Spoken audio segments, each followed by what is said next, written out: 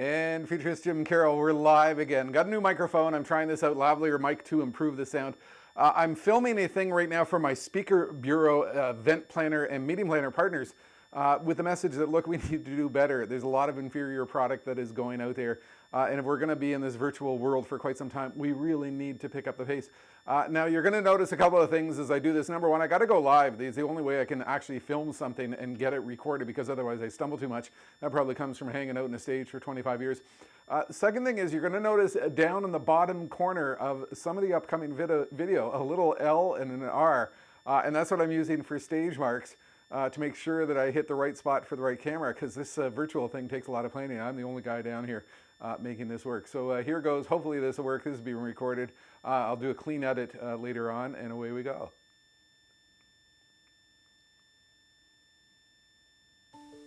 Ask yourself if you are indecisive about the future. If you are indecisive about the investments that you should be making. Indecisive about the investment and management decisions you should be making. You know what I observed happened in a previous recession? People became extremely indecisive. And I coined a phrase. I said that what is happening, people are becoming aggressively indecisive. Are you suffering from aggressive indecision? I'm not going to make this capital investment. I'm not going to pursue this new strategy. I'm not going to go to WEFTech with a mindset that's going to evolve a lot of opportunities for innovation, because I'm just not quite certain about when we are going to see an economic recovery and things are going to be easier. But here's something that we have learned. A fellow at GE, responsible for innovation, he studied what organizations did in previous economic downturns. He looked at the oil shock of the 70s, the downturn of the 80s, the 1990s downturn, the dot-com bust. They seemed to come in 10-year waves. And what he found was that 60% of the organizations barely survived. They did what they had to do. They cut costs, they managed costs, they muddled their way through. 30% didn't make it.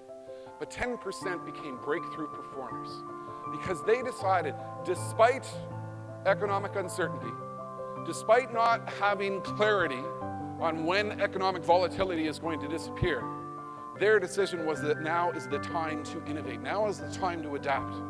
Now is the time to be doing the things that we need to do to position ourselves for the future. Ask yourself, if you are suffering from aggressive indecision, you need to change that attitude. When you go out on the show floor and when you go to the education sessions, you need to be in a mindset that there is a wealth of knowledge that is occurring here, and you need to adapt a lot of these ideas.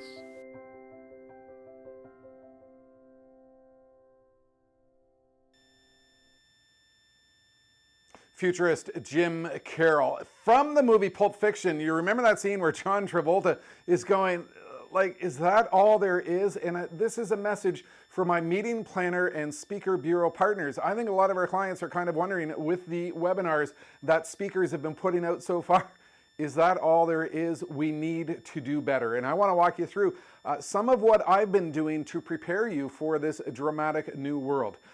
Since this crisis began, I've been working to put in place a sophisticated home broadcast studio by which I can share insight with your clients that is simply unparalleled and will engage them in new and different ways.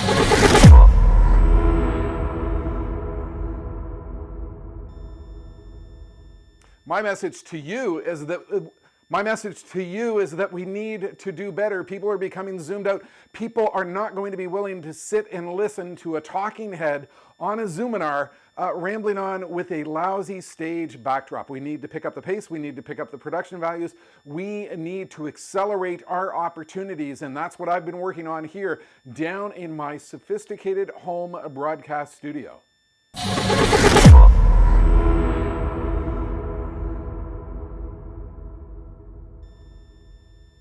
You know, the thing is, we can do virtual right. And I have put over 1,000 hours into my virtual broadcast studio, learning, doing, going live, understanding what it takes to deliver compelling content in a small screen environment. And I actually have for you 2 virtual highlight reels which you can share with your clients, which will demonstrate to them the type of work which we can bring to their online virtual events, because we all know we're going to be in this world for quite some time to come.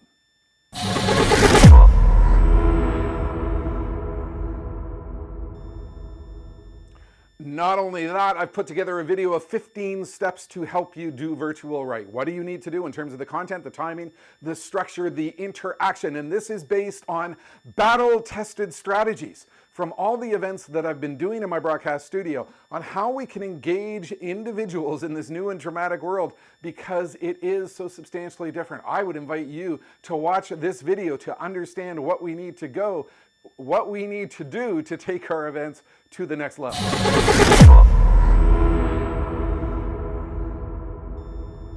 Not only that, I've got a variety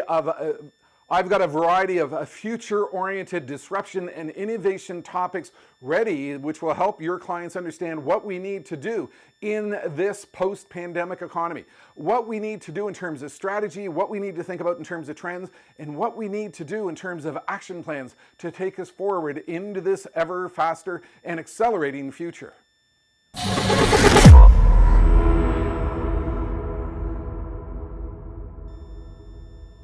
Not only that, I've learned how to incorporate into my virtual talks all of the humor, all of the energy, all of the motivation, all of the insight that I would share on stage in Las Vegas. And I'm doing it in this small space of virtual environment. We need to do better. We need to accelerate our capabilities. We need to help to take our clients into a world in which they can understand there is so much more to what we can do in this virtual space.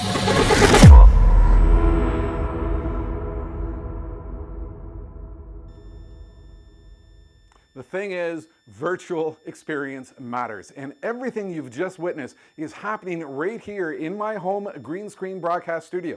Multiple stage sets, multiple opportunities for interaction, all kinds of different ways to design an event that will delight, engage, and wow your clients as we live and interact in this new and virtual world for quite some time to come. Futurist Jim Carroll. Come and give me a visit in the home broadcast studio, and I will help you understand what's possible.